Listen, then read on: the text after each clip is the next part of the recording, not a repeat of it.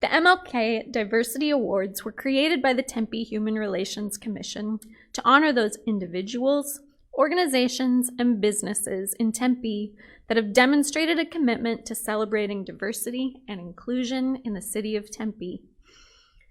The awards are presented to individuals and groups in 5 different categories: individual adult, individual youth, business organization, community organization, and educational organization.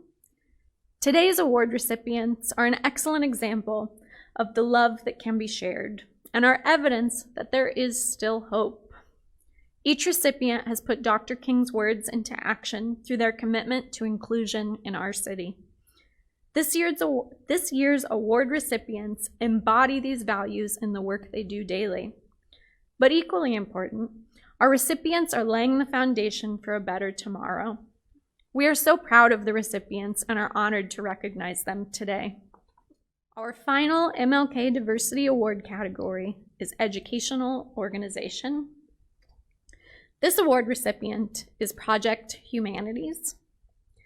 Arizona State University's Project Humanities program is creating virtual and real spaces where all voices are vital.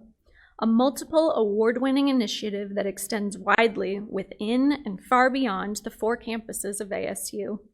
Project Humanities invites people to see diversity, inclusion, and equity through the lens of individual and shared humanity. Project Humanities offers a virtual and real toolbox that promotes and celebrates compassion, integrity, forgiveness, kindness, empathy, and self-reflection. From lectures with known celebrities and leaders to hackathons for social good and volunteering, this program is dedicated to showing the interconnectedness of humanity, justice, and equality. Please join me to hear more about the people and work behind this year's award recipients.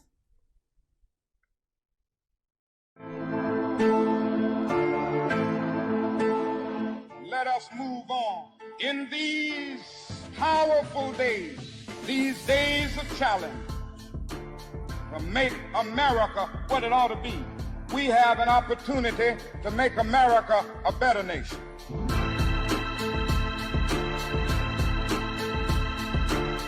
I'm representing Women for Women Tempe, and we provide bags of pads and tampons to any women who need them. Women who are living on the street, women who can't afford them. We distribute through over 20 agencies that already have clientele that require our bags. When I think about Dr. King's legacy and something I think about the word love. On my refrigerator, I have his quote that I've decided to stick with love because hate is too great a burden to bear. And when I look at that, I think about funneling those emotions into positive actions. And that's what Women for Women has done for me. And I think that's what Dr. King would want. I think that's what his legacy is. Acts of service don't include just supporting those in their most vulnerable moments, in their most needy moments. It's about coming up with a solution so those conditions in which created those vulnerable moments don't exist. The Lodge is an emergency shelter designed to provide housing for the homeless during COVID-19. Really what's important to remember about the legacy of Dr. King isn't that he just performed acts of service, is that he married together performing acts of service for the most vulnerable while again focusing on changing the conditions in which caused those needs to arise in the first place. For Black History Month last year in 2020, we ran a campaign to feature all of the Black business owners in downtown. We commissioned artists of color to do 4 murals. The challenge was to create something that speaks to unity and love. And so while it wasn't directly related to the Black Lives Matter movement, it was correlated and it had a lot of underlying messages of unity, which was really important at that time. And still is. I've always ran different charity events at the Boys and Girls Club, always trying to give back because they really were the initial they're the initial place where I got my first job, to be honest. And I always felt an initial inclination to give back to them because their initial heart of their mission is to always do well by the community, and I can always stand behind something like that. Dr. Martin Luther King Jr. was the first idol I've ever had. He was an inspiration and an idol for a very large movement, and he sparked a lot of change that have still directly impacted me to this day. So I just want to carry on his good faith. To most people that grew up in a time like I did, where there was discrimination in education, discrimination in housing, discrimination, you couldn't even go to a certain restaurants because of the color of your skin. And for me, between him and John Lewis, they were like my heroes, and I wanted to be like them. This, for me, is my life. And I always felt that if people like Dr. King could sacrifice their family and their life and their time at home, that I could do the same. Remembering the experiences I've had as an LGBTQ person, plus the experiences I've witnessed for my LGBTQ peers, as well as the incredibly and horribly high suicide rates among LGBTQ youth, have shown me that it's almost my responsibility to at least try to do something to ease those numbers. So in March, we got involved with a organization called Peer Solutions, and then in August they asked, do you want to help facilitate these with programs with elementary schools and middle schools? And I said, sure, why not? It's probably going to be fun, and I really have fun teaching the kids about all of the problems and how to help. Yeah, it's fun just to help people and just to be another role model in their life. And we teach them about Depression. mental health, racial injustice, and coping skills, so then they know how to cope with stuff, and then they can understand the problems of the world, and we can teach them how to do stuff at young ages. We still live in a society where people don't know what humanities /are. We often get relegated to the arts, and we are not performance. We are the study of those things. How are we human? What are the things that bring us together? And our programming has focused on those, what I hope are interesting ways that do bring people together. And we've been doing it pretty successfully for 10 years now. Our tradition actually teaches us to take care of one another, that to truly believe in God, you serve Him by serving His creation, regardless of what their faith may be, regardless of what their ethnicity may be. So we believe it aligns beautifully with what we actually stand for and what we believe personally. That is true part of our essence, true part of who we are, and that's something that we also share with Martin Luther King, and what he stood for and everything that he still basically stands for in spirit. Our mission is to tell the story of Black people, African Americans in the city of Tempe, their contributions, and why they're an important part of the history of the city of Tempe. We birthed the prayer breakfast 3 years ago out of a need to be able to incorporate faith. Black America has always been very strong in our faith, and we wanted to be able to represent that.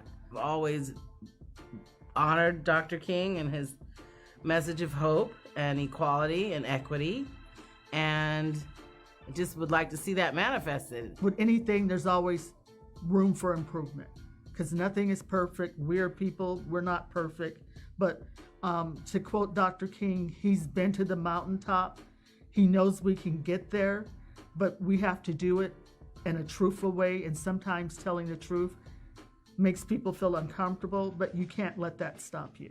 I just am very humbled and honored that someone saw my work, saw the light that I am projecting into the community, and said, hey, we really want to recognize her for what she's doing, and for her answering the call and living her life in this way.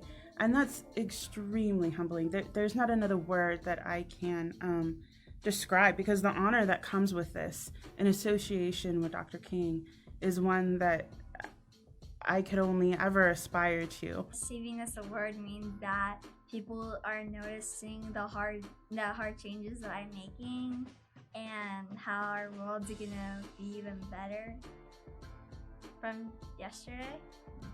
I wrote something similar to that. It makes me happy that people have like seen what I've tried to do in the community, because it feels good to be recognized for doing good things to the community or the state. This is not a tangible thing that you set your mind to. You just kind of keep doing your thing, keep trying to do good work, and the goal isn't even in mind. It's just the work that you're trying to do. And you don't look for, I don't even look for a thank you or a pat in the back. You're just trying to do genuine work. And it's honestly just astonishing that I'm being presented this. It feels surreal. I'm so honored and beyond thrilled. This was just to be nominated touched my heart, and then to be chosen is just like, wow. And then as I think about this and think it's not all about me, is that Women for Women is now being recognized for the work that we have done, that we are doing, and we're going to be doing. And I also think the biggest benefit is if this can shed some awareness on women's menstrual needs, being on the street, or those who just simply can't afford to buy these expensive products, then that's huge. That's what it's really all about. Each acknowledgement is a challenge to do better. It's not a time to rest or to say we've done it and now we've arrived. So this is both a challenge and an opportunity to do more, to be bolder, to be more ambitious, to think more creatively, and to be more willing to take risk on behalf of humanity more broadly. This means to keep challenging, to never stop questioning, and to speak my opinion and my voice, and because it matters, and to speak for those that don't have representation or should have representation in our community. As a group, we feel that we've done some pretty good work here in the city of Tempe, and we're hoping that we can just bring some light to creating an equitable path for all of Tempe's residents. It's an affirmation that the work that we're doing has not gone unnoticed, that we're trying to make a difference in our community like Dr. King did. So that is important, because I feel like the only way we're going to make a change, everyone has to become involved. You can't rely on someone else. It would be great just to say, you know what, people are out there working, it'll get done.